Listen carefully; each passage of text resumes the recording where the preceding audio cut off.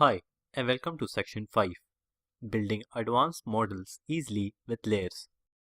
In this section, we are going to get an introduction to layers in using high-level Layers API to construct neural networks. In the next video, we are going to see how to build a neural network using layers. Then, we'll see a hands-on example of using layers to build a handwritten digit recognizer. We also see another example of using layers in building a classifier. In this video on using high-level layers to construct neural networks, we are going to look at an example of a neural network which we are going to build using our layers API. We'll understand what the core API is, we will see how the layers API work, and we'll see some of the advantage of using the layers API. Let's take this neural network for example. Here, the first layer consists of 784 neurons, the second layer consists of 392 neurons, and the final layer consists of 10 neurons. And let's say the activation function that we want to use is the sigmoid activation function, like this.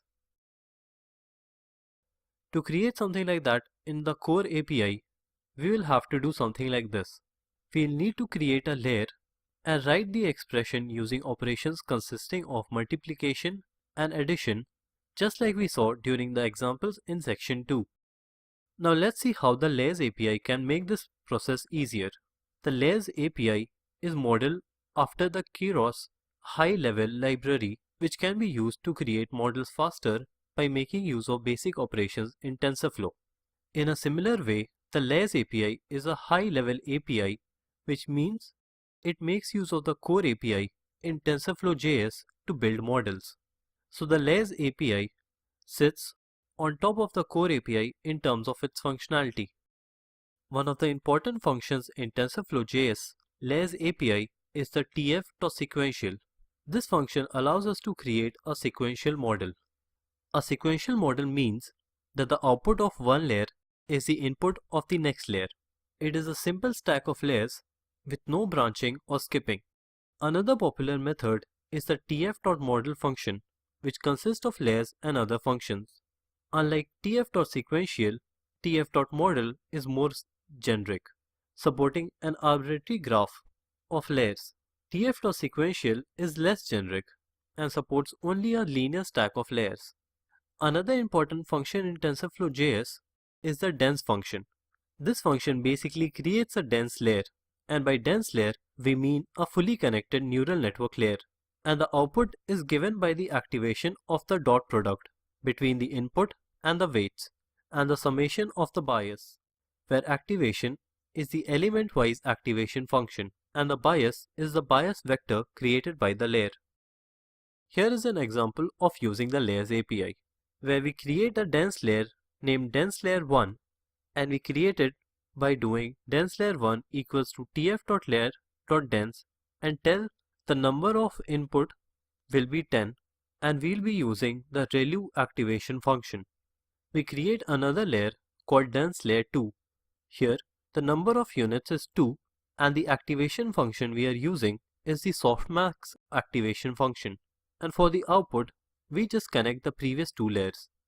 Another function is add, which adds a layers instance on top of the layer stack. Here we are creating a neural network. We start by creating a sequential model. Next, we add that layer to the model, and inside the add function, we have a layer with 32 units. We add another dense layer with 4 units. And finally, we print the shape of the output, which is inferred automatically.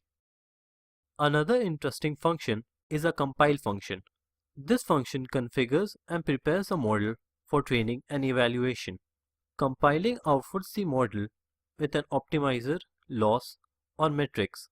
Calling fit or evaluate on an uncompiled model will throw an error.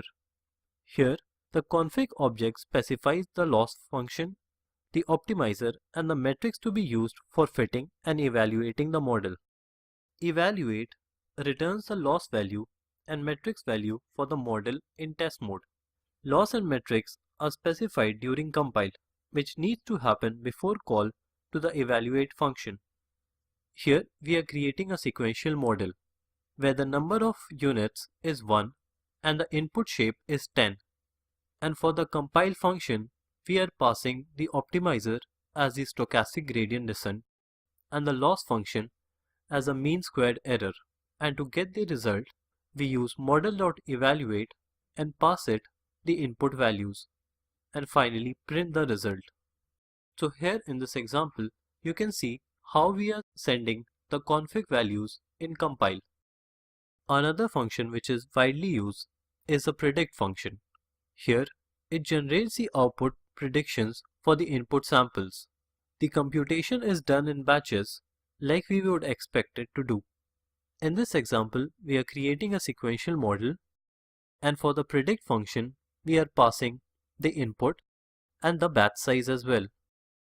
The fit function is where we train the model. Here is an example of using the fit function. Here, we repeat this process 5 times, and during each iteration, we calculate a constant h, which holds the value of model.fit after supplying it the x and the y value, the batch size, and the epoch. And during each iteration, we are printing out the loss function. So to summarize what the layers function does and how to use the layers function, we first create the model. We then compile a model by specifying loss function and optimizer. We then fit the model using the training data and finally make predictions on new data using the predict function. Now let's see some of the advantages of using the layers API. One of the advantages of using the layers API is that it helps in creating the models in an easy way faster. Another advantage is that it runs on CPU as well as GPU. Another advantage is that the layers API structure is very modular, making it very easy to understand and also code.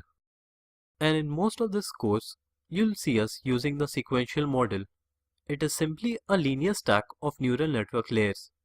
What this means is, it has one input layer and one output layer and a sequential stack of hidden layers. In this video, you got an introduction to the layers API.